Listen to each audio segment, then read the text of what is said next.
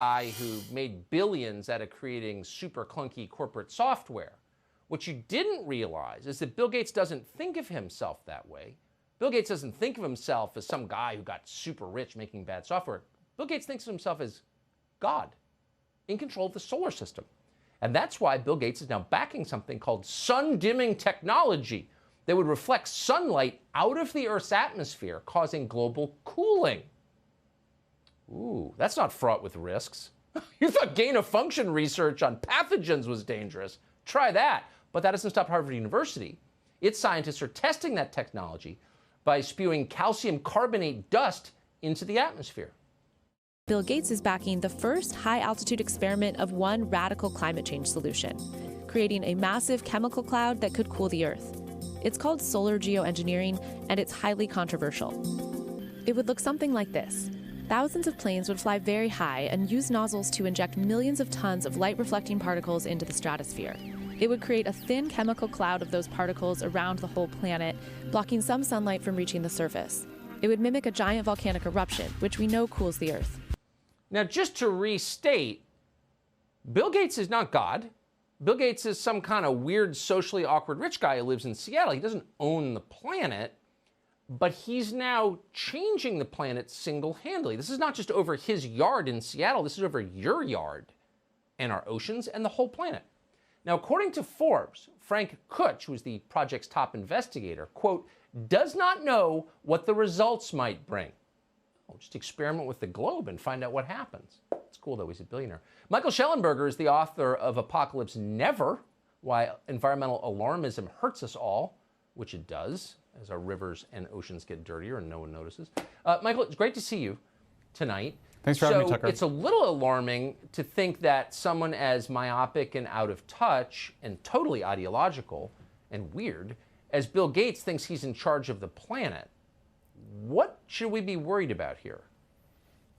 I mean, basically everything. I mean, when I first heard about this over 2 decades ago, this was a thought experiment. But this is real. They're really trying to do this. They've encountered opposition every step of the way. I've co-authored articles with the Harvard investigator. We've told him personally this is a terrible idea. The vast majority of scientists disagree with this. You have to remember what they're proposing to do is identical to what we feared would occur after nuclear war in the 1980s, which is nuclear winter. The idea is that you cool the planet deliberately. The effects on crops are completely unknown.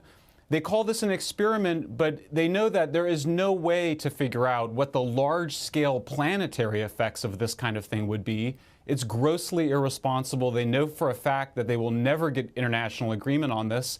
So they're basically trying to socialize the idea, normalize the idea, make us comfortable with an idea that should make us extremely uncomfortable. Yeah, a guy who cuts his hair with garden shears is now trying to control the solar system. The funny thing is, anyone who notices this, that maybe Bill Gates has outsized control over our lives, is immediately denounced by Snopes or one of these fraudulent fact-checking sites as a conspiracy nut. Do you think you're a conspiracy nut to have concerns about Bill Gates' hubris and ambitions? No, I mean, this is bonkers. I mean, honestly, there are very few people, when you talk to them privately, that think this is a good idea. There's a lot of people that are very scared to speak out publicly because Bill Gates' influence is extraordinary. He's a massive philanthropist. I think his intentions are very good. Nobody doubts he's well-intentioned. But good intentions can lead to some very bad things. The amount of hubris and arrogance involved here. We're talking about millions of farmers around the world who will be affected by this. How will they be consulted? What is the idea for how this is going to be governed? There is no plan for governance. There is no way to get agreement on this internationally. They know this.